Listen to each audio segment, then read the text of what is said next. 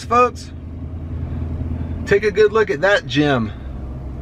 $13 to $14 an hour. And this poor soul is expected to know HVAC, electrical, plumbing, and probably about 15 other trades for $13 to $14 an hour. But check out the bottom there. Some of y'all gotta drive buses out there now. You gotta drive buses with passengers. Unbelievable. And if you need to keep reading or you want to read that some more, just hit pause.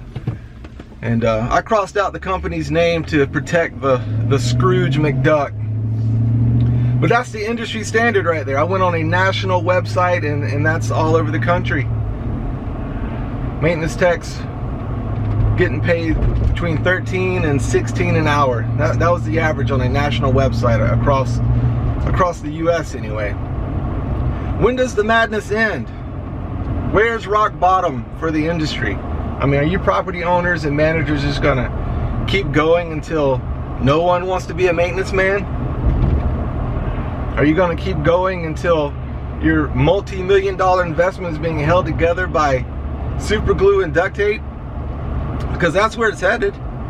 I get messages weekly, hundreds of messages from maintenance technicians all over the world who work in hotels, apartments, resorts, and they send me pictures of what's going on out there. So I just want to talk about it. You know, somebody done boo-booed in the punch bowl and I want to talk about it. And I wrote an article about it on my website. It's titled, "The Demand for Good Maintenance Technicians is Up. So why isn't the pay?" And I'll leave a link to that article in the description below. And you can go check out the pictures and things that I get sent. It's pretty funny. But when is it gonna end, you know? You owners and managers are wanting steak for hamburger prices. And then a bologna sandwich walks in and you hire him, and then you turn around on Facebook and whine and complain about it. I'm part of these Facebook groups. Multifamily housing and apartment industry Facebook groups. I see you in there whining about it. Why can't I find a good maintenance tech? You know, where are all the good maintenance technicians at? So I know the demand is there. The demand is up. And these positions, these maintenance tech positions aren't being filled for 9 months to a year. So I know the demand is up. I see it with my own eyes. But the prices aren't going up, the wages.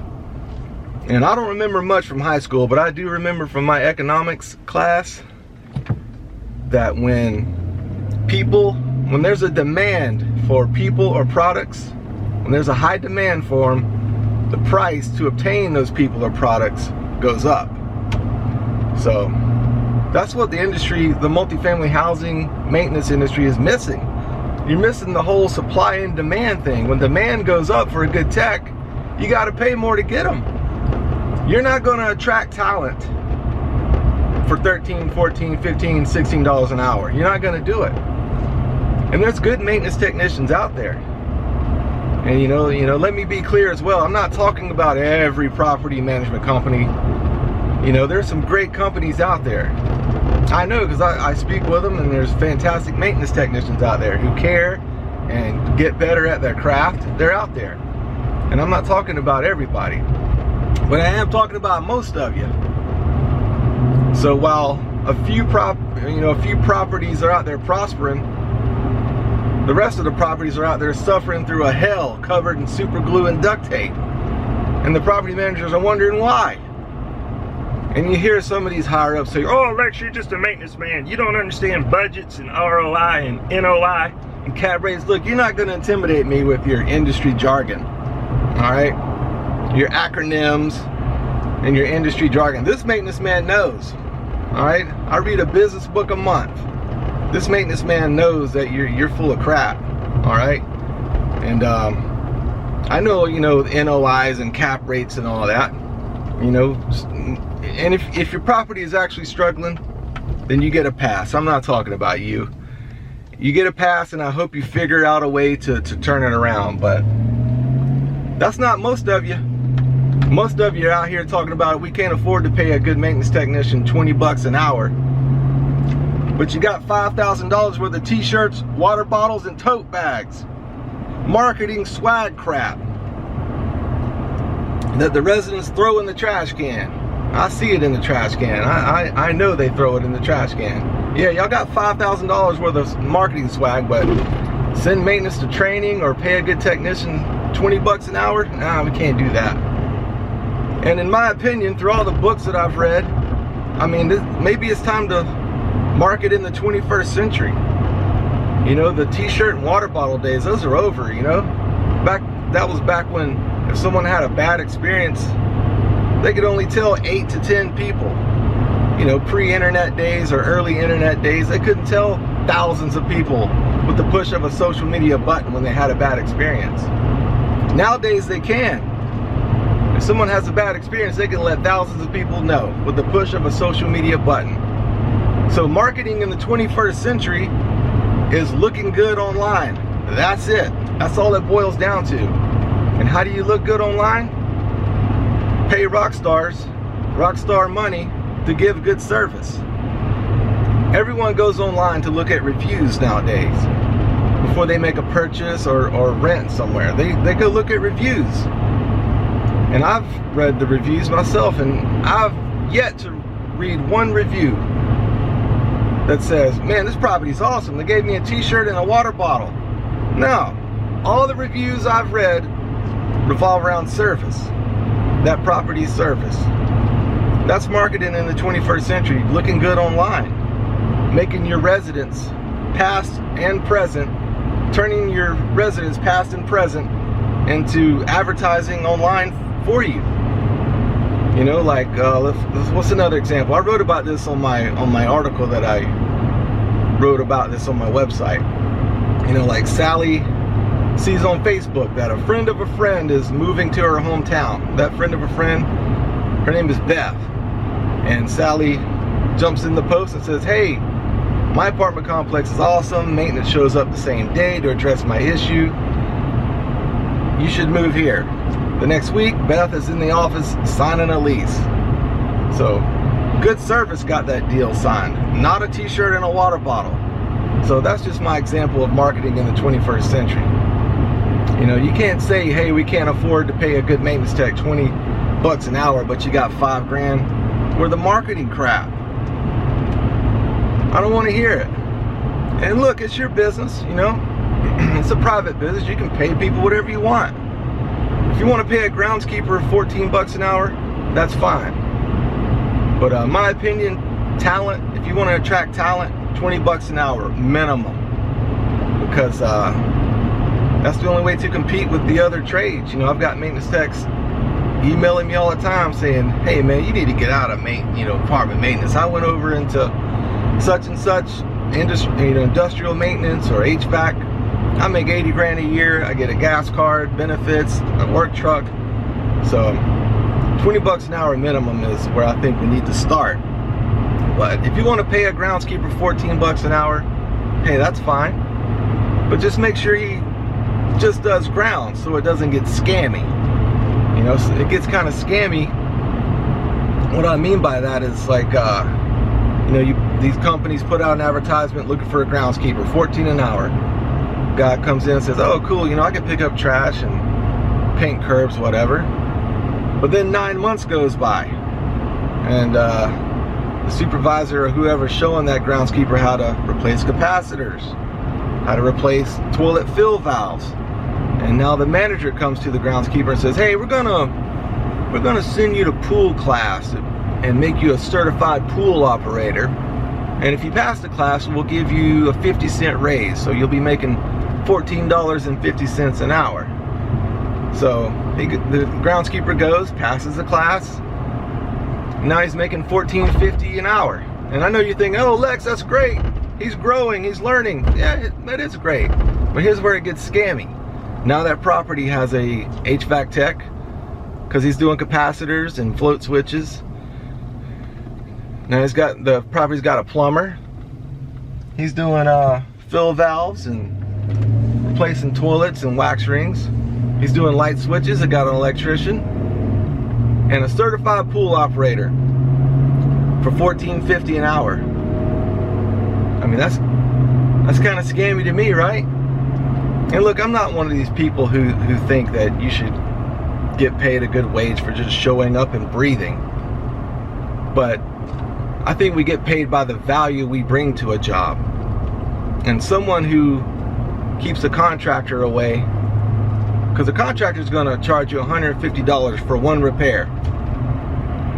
Say a air conditioner needs a capacitor, they're going to charge you $100 just for a diagnosis fee. Then they're going to hit you, bang you over the head for another $50 for that $10 capacitor. So take how many work orders you get a day and multiply that times $150. That's how much you would be paying contractors for one repair, $150. So someone who keeps $150 bills at bay is bringing a lot of value to your company. Of course, this is just my opinion again, you know. So $20 an hour, that's $160 a day. You're still saving money paying a good technician $20 an hour minimum. So now back to the groundskeeper making $14.50 an hour. You know, he's doing HVAC work now, he's doing electrical work, he's a certified pool operator. They probably threw him on call, so now you got a 24-hour emergency responder for $14.50 an hour.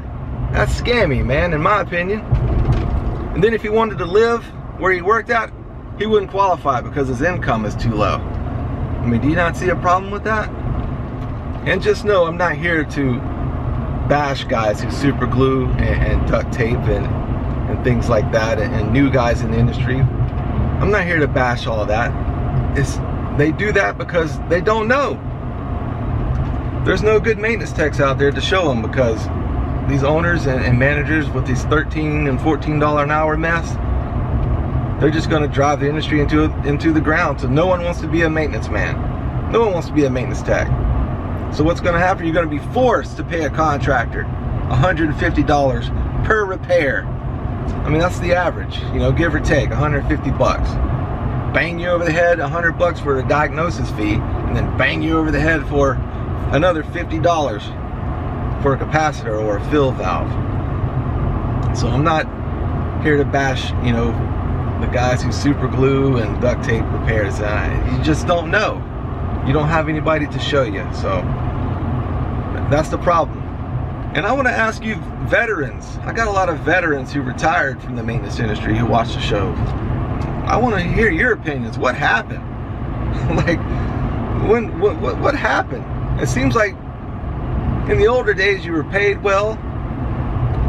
And you know, when I got into maintenance in 2003, there were a lot of older technicians who have been in the industry for 20, 30 years. And I mean, if a spaceship dropped out of outer space and landed next to them, they could figure out a way to fix it. I mean, they were brilliant guys. So I want to ask you veterans, you older retired guys who used to work in the industry, what happened? When did you see it start going south? So I'd like to read what you got to say in the comments section. All right, guys, that's the end of my rant. I just wanted to talk about that. And again, I wrote an article about it on my website. I'll leave a link to that article in the description below. But I just want to fight for the industry, man. I think this is a fun job, and it would be a great career and a great job for people out of high school who like to work with their hands. You know, school's not for everybody. Not everybody wants to go into 5-figure debt paying for college and then come out 4 years later with a degree in left-handed puppetry. Talking about where the job's at, how come nobody's paying? I got a degree in left-handed puppetry. Not everybody wants to do that. And that's why I think apartment maintenance would be a great career for guys who like to work with their hands, you know, out of high school. Don't want to go to college. You know, you learn a real world skill out here, you know, HVAC, plumbing, electrical. But talented people aren't going to do it for $13, $14, $15, $16 an hour. And I went on a national website, and it's just the problem across the board, all around America. So just know that I'm fighting for the industry, man. I get emails and texts every day saying, Lex, come on, man, the gig is up. Get out of property maintenance, man. Come do HVAC, come do industrial maintenance. Every day I get those messages, but I'm not gonna do it. Not gonna do it yet, anyway.